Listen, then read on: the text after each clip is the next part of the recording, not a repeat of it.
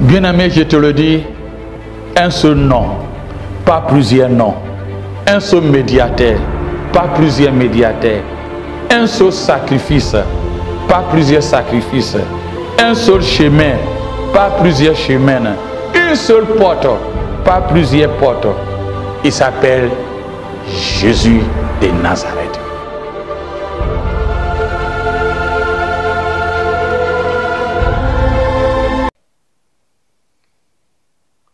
Les œuvres des Nicolaïtes. Le thème de ce message est les œuvres des Nicolaïtes. Jean écrivait à l'église d'Éphèse, Apocalypse chapitre 2, verset 2 à 6, et dit ceci. Je connais tes œuvres, ton travail, ta persévérance. Je sais que tu ne peux supporter les méchants, que tu as éprouvé ceux qui se disent apôtres et qui ne le sont pas, et que tu les as trouvés menteurs. Verset 6. Tu as pourtant ceci, c'est que tu es les œuvres des Nicolaïtes, l'œuvre que je hais aussi, les œuvres des Nicolaïtes. Bon nombre de théologiens et les historiens se disent les Nicolaïtes étaient des groupes formés par Nicolas, l'un des diacres que les apôtres ont choisi dans Actes chapitre 6, verset 5, où ils ont choisi Étienne, l'homme plein du Saint-Esprit, Philippe, Procor, Nicanor, Timor, Parménas et Nicolas, le prosélyte d'Antioche. Bon nombre de personnes disent que ce groupe-là fait partie de ceux qui ont suivi Nicolas. Ils supposent donner son nom. Ils se disent Nicolas a supposé donner son nom à ce groupe au sein même des premières églises qui étaient cherchées à établir un compromis avec les païens, c'est-à-dire ceux à qui n'étaient pas juifs, mais qui on les a intégrés dans le christianisme afin de permettre aux chrétiens de participer sans gêner les activités sociales et religieuses associées dans laquelle ils vivaient. Ce groupe-là avait opposé beaucoup et il incitait à ne pas que les païens acceptent la compromission ou les nouveaux dons que le premier église était réunie dans Actes 15, verset 29, était réunie à Jérusalem en l'an 50 pour discuter la doctrine et l'enseignement, la voie à suivre. Donc, ce groupe où c'est supposé qu'ils étaient des disciples de Nicolas parmi les diacres avaient opposé. Quand nous lisons Actes 15, verset 21, il dit savoir de vous, ou les apôtres disaient savoir abstenir des viandes sacrifiées aux idoles, du sang, des animaux étouffés, de l'impudicité, des choses contre lesquelles vous vous trouvez bien de vous tenir en garde. Donc, c'est cette discussion où les apôtres faisaient avec ceux qui ne sont pas juifs, mais que Dieu les a accordé la grâce et ont eu le salut. Donc, c'était les premiers actes qu'on les a donnés. Mais le groupe-là avait opposé et incité à les chrétiens en son temps, un certain groupe à ne pas obéir à cette nouvelle donne. Et il se pourrait que apôtre Pierre, dans son livre de 2 Pierre, chapitre 2, verset 15, adressé ces choses en disant, après avoir quitté le droit chemin, ils se sont égarés en suivant la voie de Balaam, fils de Bossor, qui aima le salaire d'iniquité. Jude aussi, demi-frère de Jésus, dans son livre, verset 11, disait ceci, « Malheur à eux, car ils ont suivi la voie de Cayenne, ils se sont jetés pour un salaire dans l'égarement de Balaam, qui se sont perdus par les révoltes de Corée, les Nicolaïtes. Les Nicolaïtes signifient destruction du peuple, destruction du peuple. Donc ces gens chrétiens qui étaient en l'an 50, dès après Jésus, dès la première formation de chrétienté, ce groupe-là a commencé à opposer les dons d'obéissance et Pierre ainsi que Jude disaient qu'ils ont suivi la doctrine de Balaam. Quelle était la doctrine de Balaam? Balaam qui avait insisté à une fusion du peuple de Dieu avec les voisins, La doctrine de Balaam est sortie lorsque nous lisons Nombre chapitre 31, verset 16. Il explique très bien ce que Nombre 25, à part de verset, précisément verset 1 à 2, après que Balaam avoir fini de prophétiser, qui ont marqué un but de maudire le peuple de Dieu, qui n'a pas pu maudire le peuple de Dieu lorsqu'il venait d'Égypte pour aller la terre promise. Mais il a donné ce conseil en incitant le roi de Moab, Balak, à poursuivre les filles de Moab et Madian pour aller commettre des fornications avec le peuple d'Israël. Il les a dit d'essayer de permettre que ce peuple-là aille avec ses filles, aller avec le peuple d'Israël, et en se mélangeant, ils vont commettre d'impudicité, dans telle sorte que Dieu, comme Dieu est le mal, n'aime pas que son peuple cohabite avec de peuples païens étrangers. Ça va permettre Dieu à être fâché contre son propre peuple. Donc, les Balaam.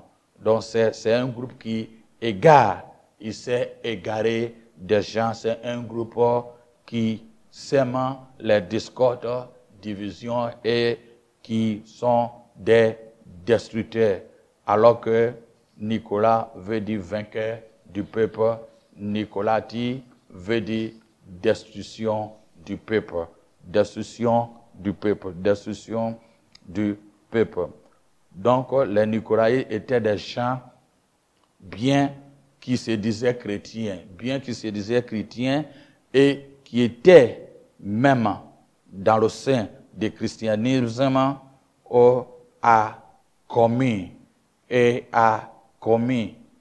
ils sont livrés à l'impudicité,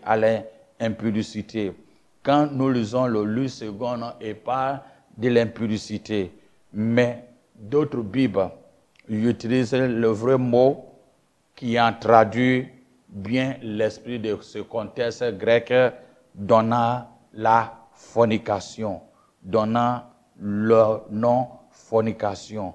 Donc, les Nicolaïtes étaient en quelque sorte impliqués dans la fornication.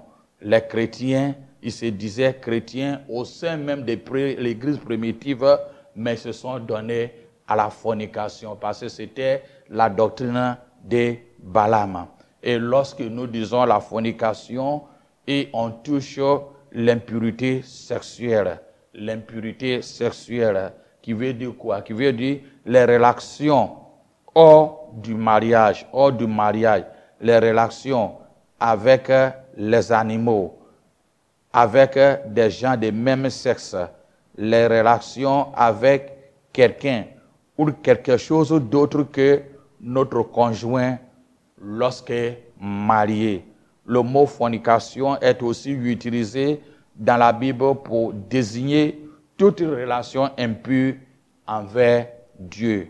Envers Dieu. Les relations hors mariage, comme cité, les relations avec des animaux, des gens qui servent des démons et qui sont dans l'occultisme.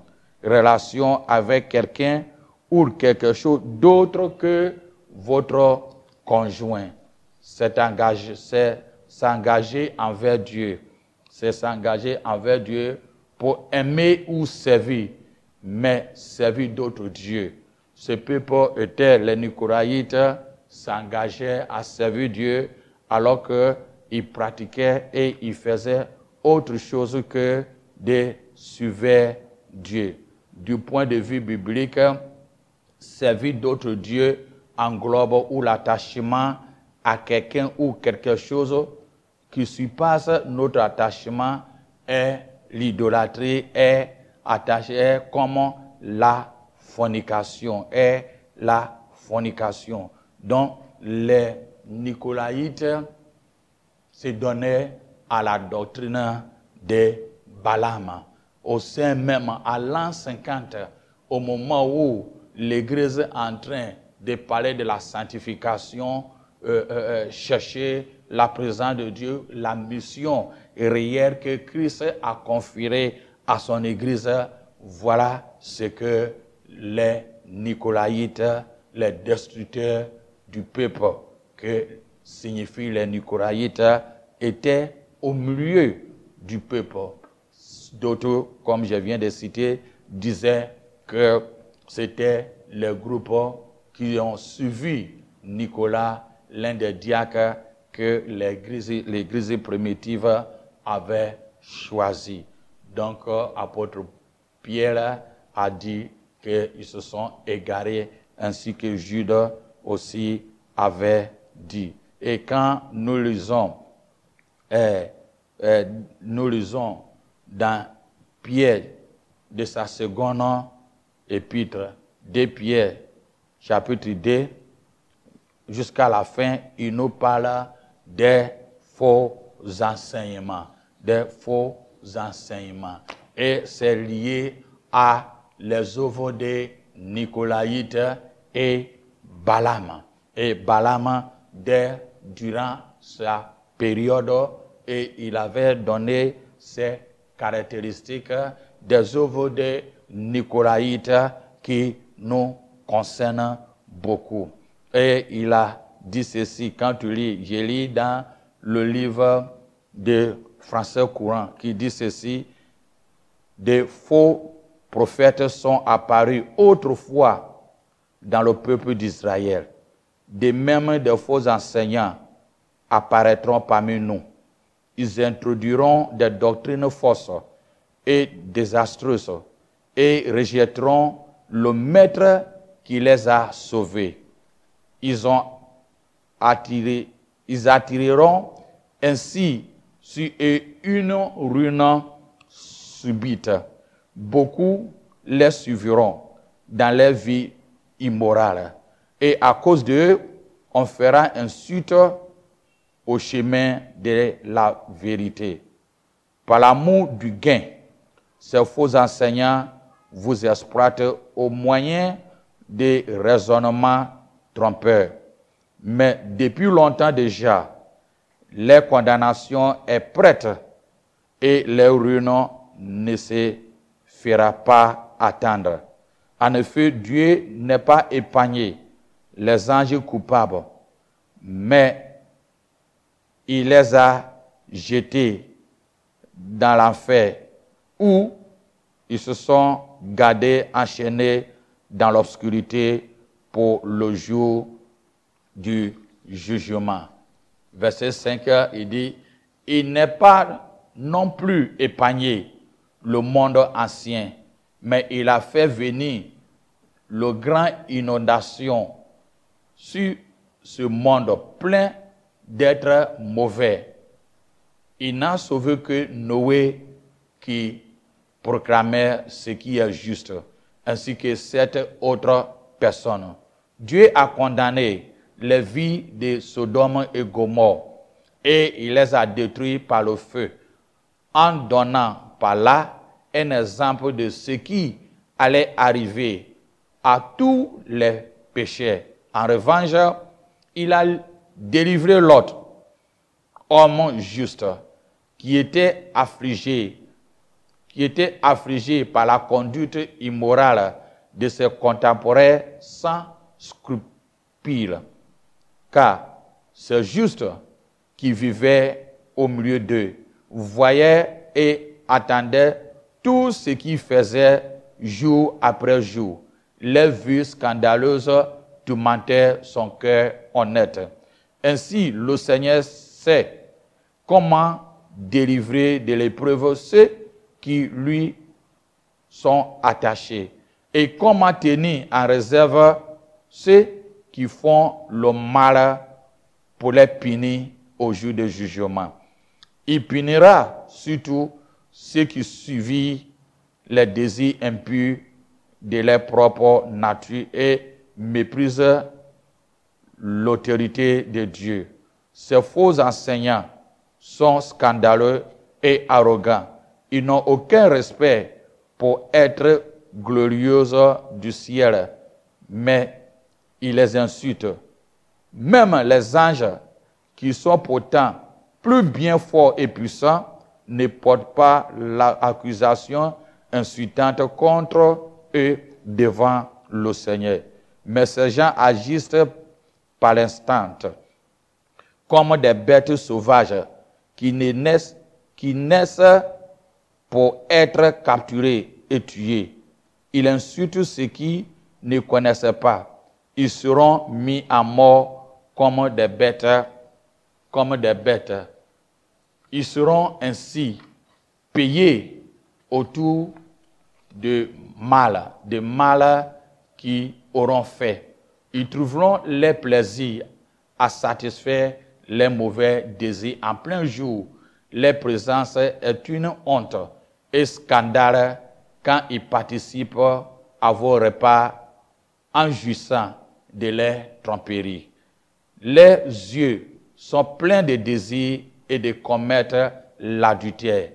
Ils n'ont jamais assez de péchés. Ils prennent au piège des personnes faibles. Leur cœur est enflammé par l'amour du gain. La malédiction du Dieu est sur eux.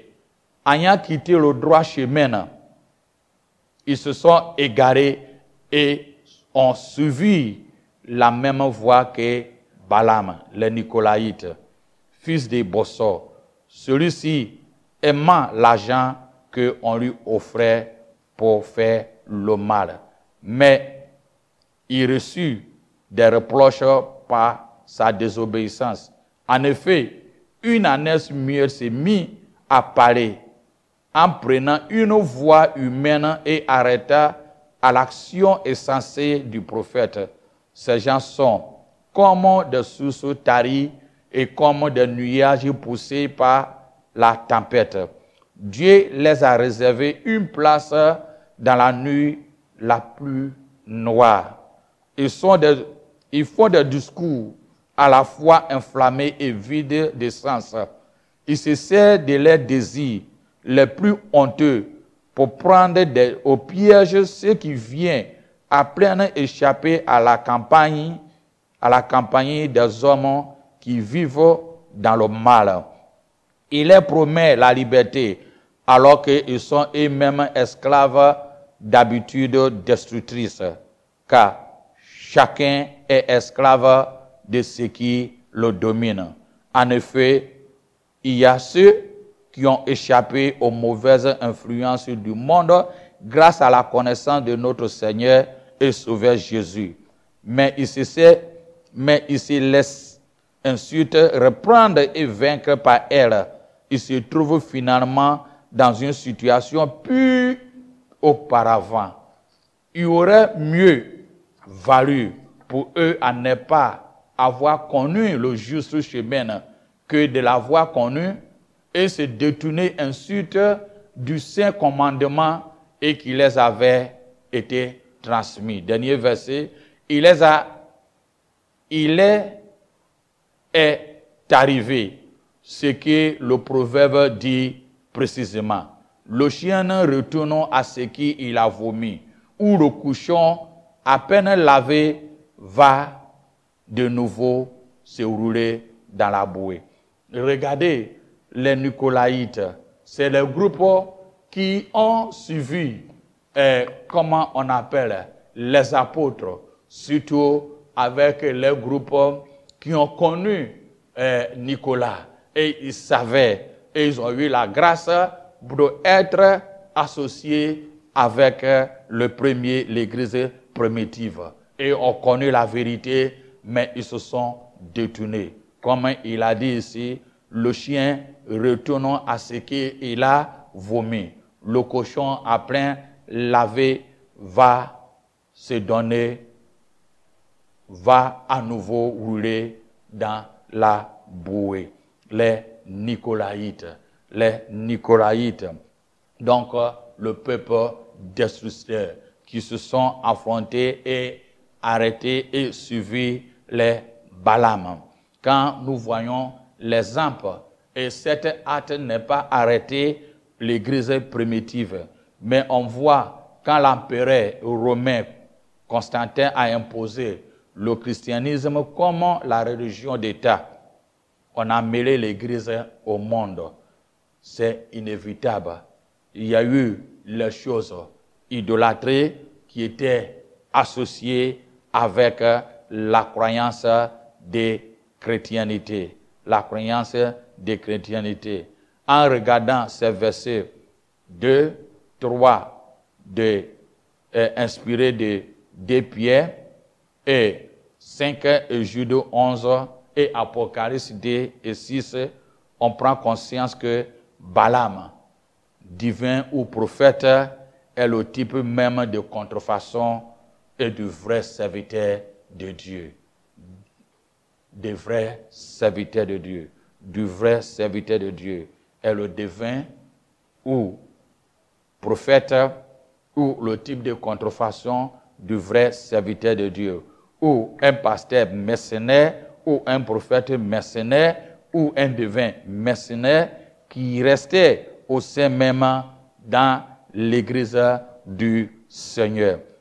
Sinon, les pères de l'église comme Saint Irénée de Lyon, Clément et Tertullien, évêque de Rome, avaient précisé que ce groupe de Nicolaïtes pourrait avoir évolué aussi vers le gnosticisme, et le gnosticisme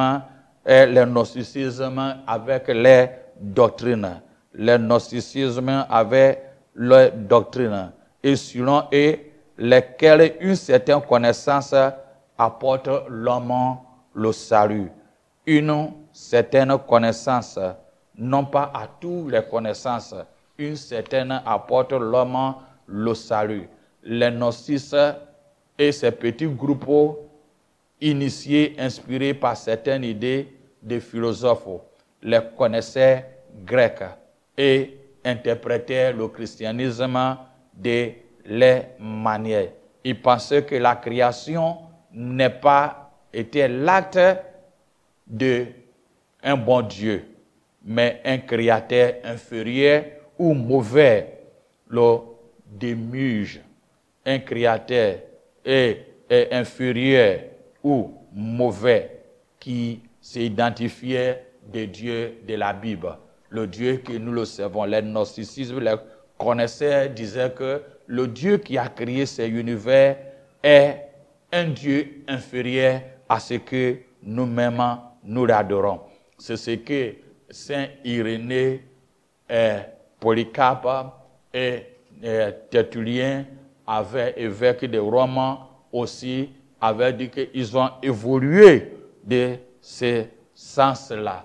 Ils ont évolué de ce sens-là et jusqu'à on voit à nos jours. on voit à nos jours. Nous devons faire attention et comprendre et connaître que ces choses ne finiront jamais. Ces choses-là seront là jusqu'à ce que Christ Jésus vienne. Comme il a dit, les blés et les ivraies sont ensemble. Qu'est-ce que nous voyons aussi? Les œuvres de Nicolaïtes, les doctrines d'enseignement à nos jours. Quand j'étais jeune, petit, à l'âge, comme on appelle, dans les années 77, on voyait que quand on va voir, les parents allaient voir des féticheurs, ils payent de l'argent pour les consultations. Aujourd'hui, on voit aussi qu'en allant voir certains qui se disent hommes de Dieu, les œuvres de Nicolaïtes, on paye pour avoir la consultation. On voyait que en allant voir les féticheurs, à son temps, les féticheurs, après avoir conçu, et ils te donnent certains objets comme œufs, les pommes, les fruits, des morceaux de pain, tout ce qui est les objets qui va te permettre soit à garder à la maison, soit à mettre à ton rein, ou soit à te faire des protections. On voit aussi en nos jours que certaines pratiques au sein même des hommes de Dieu aussi, en allant les consulter, te donnent le sel, te donnent les œufs, te donnent comment on appelle les pommes, les morceaux de pain, qui sont des porte-bonheur à garder à vos maisons et à vous faire protéger. On voyait aussi avant que les féticheurs partaient au cimetière pour faire des consultations, pareilles avec nos ancêtres. Aujourd'hui, on voit aussi ces œuvres de Nicolaïtes qui invoquent les morts, qui consultent avec des devins, des morts en disant il va les interroger de ce que tu as. En citant dans 1 Samuel chapitre 28, verset 9, verset 8, en croyant que, verset 3 plutôt, et qui dit que, verset 8 et 9, qui dit que Saül même avait consulté l'esprit des morts. Mais il a oublié que verset 3, bien avant, nous fait comprendre que lorsque Saül, le roi, et comme le prophète Samuel était mort, Saül avait ordonné la destruction de tous ceux qui invoquaient les morts et prédit à la venue. Mais après qu'il était rétrogradé, voilà qu'il a fait l'inverse. Il a fait l'inverse. On voit que les féticheurs à son temps, que dans les années 77 que je voyais, quand on les voit, ou les magiciens, ils font sortir de l'argent dans les pièces pour donner dans les poches et les choses pour les gens. Aujourd'hui, les pasteurs nicolaïtes aussi invoquent pour que les gens aillent de l'argent mystérieusement dans les poches. On voit quand les fétiches parlent de la sorcellerie, et aujourd'hui, on voit que on parle de la sorcellerie et la division au lieu de délivrer et mater les mauvais esprits. On voit les nicolaïtes à son temps et on voit comme on appelle dans les années 80 et j'avais vu un certain homme qui, quand il venait dans les grandes villes ou bien dans les petites villes, ils font les puits et on met de l'eau dedans pour dire que c'est l'eau spécialement bénie ou ils ont certains lots réservés quelque part pour permettre les gens d'avoir une bénédiction quelconque. Aujourd'hui, on raconte les prophètes nicolaïtes aussi fait des pareils en nous donnant certaines eaux spéciales. Certaines eaux spéciales pour dire ça donne la guérison à la place de Jésus-Christ de Nazareth. C'est comme si on n'associait pas ça, on ne peut pas être guéri. On voyait avant les féticheurs en les partant voir pour consulter pour un malade quelconque, ils disent, ils t'envoient quelque part où vous mettez vos mains sur un animal comme le cochon, où on vous lave. Aujourd'hui, on voit les prophètes nicolaïtes qui même envoient les femmes des gens à les laver dans les eaux ou bien dans les rivières, même au bord de la mer. Les prophètes, les mercenaires, les nicolaïtes. La parole de Dieu est claire. Les œuvres des nicolaïtes. Dès le début, Jésus a donné l'instruction fermement et il a dit à l'église d'Éphèse à travers des gens. Et il a dit, j'ai les œuvres des nicolaïtes, les œuvres que toi aussi que tu es. Essayez que nos yeux se ouvrent à ne pas tomber dans les pièges où les premières églises, les nicolaïtes, à l'an 50, étaient confrontés. Les gens ont bien commencé. S'ils avaient choisi Nicolas parmi les diacres, c'est le Saint-Esprit qui les a dirigés. Mais au fil du temps, on ne sait pas ces groupes-là, si vraiment ils sont des descendants directs, des groupes directs de Nicolas, ou soit c'est un groupe qui sont venus et formés et ont introduit cette pernicieux dans la croyance chrétienne. Les Nicolaïtes, les œuvres des Baals que je viens de citer certaines. Sois béni. Bien-aimé, je te le dis, un seul nom, pas plusieurs noms. Un seul médiateur, pas plusieurs médiateurs. Un seul sacrifice, pas plusieurs sacrifices. Un seul chemin, pas plusieurs chemins. Une seule porte, pas plusieurs portes. Il s'appelle Jésus de Nazareth.